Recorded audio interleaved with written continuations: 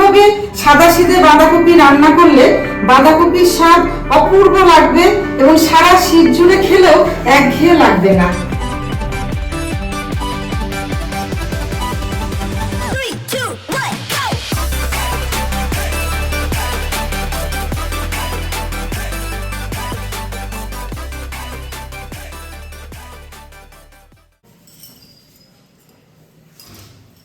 নমস্কার বন্ধুরা, সীমাস kitchen and লাইফস্টাইলে আপনাদের সকলকে স্বাগত।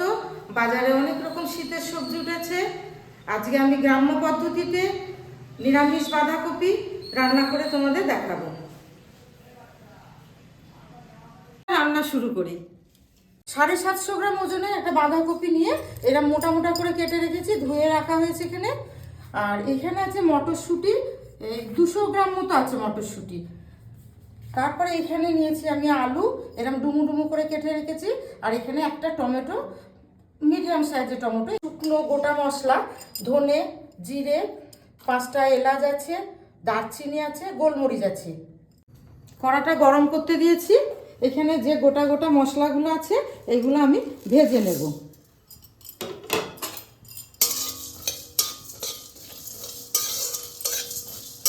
মশলাটা ভাজা হয়েছে কিভাবে বুঝতে পারবো? একটু এই মশলাটা থেকে একটা সুন্দর গন্ধ বার হবে, তখনই বুঝতে পারবো যে মশলাটা পুরো ভাজা হয়ে গেছে। মশলাটা এখানে ভাজা হয়ে গেছে, আমি এবার নামিয়ে নিচ্ছি।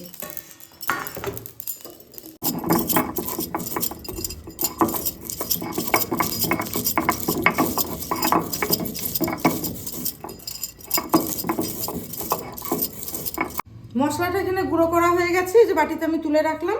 এটা একদম তরকারি রান্নার শেষে আমি ছিটিয়ে দেব। তেল গরম হয়ে গেছে, আমি এই আলুগুলোকে ভেজে নেব।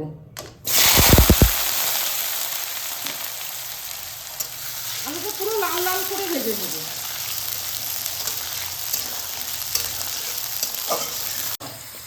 আলুগুলো লাল লাল করে ভাজা হয়ে গেছে, এবার আমি তুলে নিচ্ছি। এই তেলেই আমি এই তেজপাতা, শুকনো লঙ্কা আর জিরে ফোড়ন দিয়ে নিচ্ছি। ফোড়নটাকে নাড়াচাড়া করার পর এইখানে যে আদা বেটে রেখেছি এইটা আমি দিয়ে দিচ্ছি।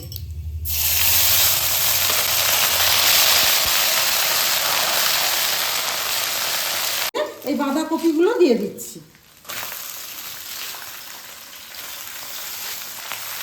এবার এটা কপিটা এর সঙ্গে মিশিয়ে নিচ্ছি। আদা বাটার একটা খুব সুন্দর গন্ধ পাওয়া যাচ্ছে এখন এর মধ্যে থেকে। এই ফোড়নের সঙ্গে বাঁধাকপিটা খুব সুন্দরভাবে মিশে গেছে। এবার আমি এর মধ্যে শুকনো মশলাগুলো একে একে দিয়ে দেবো।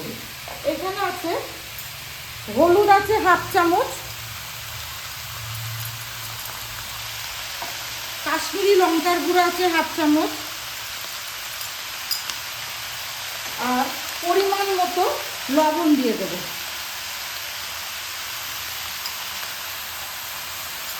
লঙ্কা ছিঁড়ে রেখেছি, এটা উপর থেকে দিয়ে দেবো। এবার এইগুলোকে আমি ভালোভাবে মিশিয়ে নেব।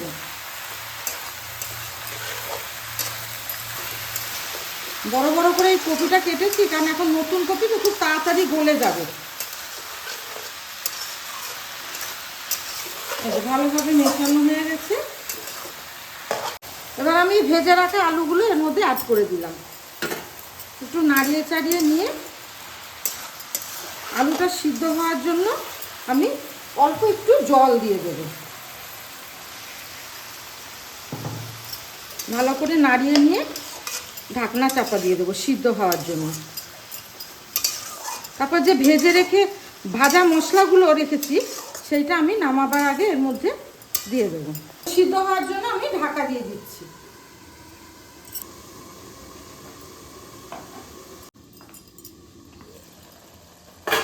এবার আমি মটরশুঁটিটা এর মধ্যে দিয়ে দিচ্ছি। একটু মিশিয়ে দিয়ে এর মধ্যে মটরশুঁটিটা এর মধ্যে এখন সিদ্ধ হবে।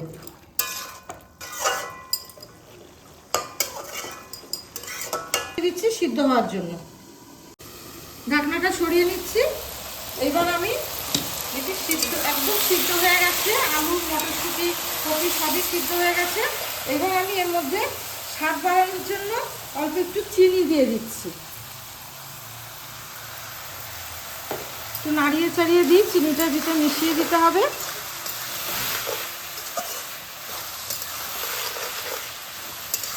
আর এখানে আমি টমেটো কেটে রেখেছিলাম, সেইটা এর মধ্যে মিশিয়ে দিচ্ছি।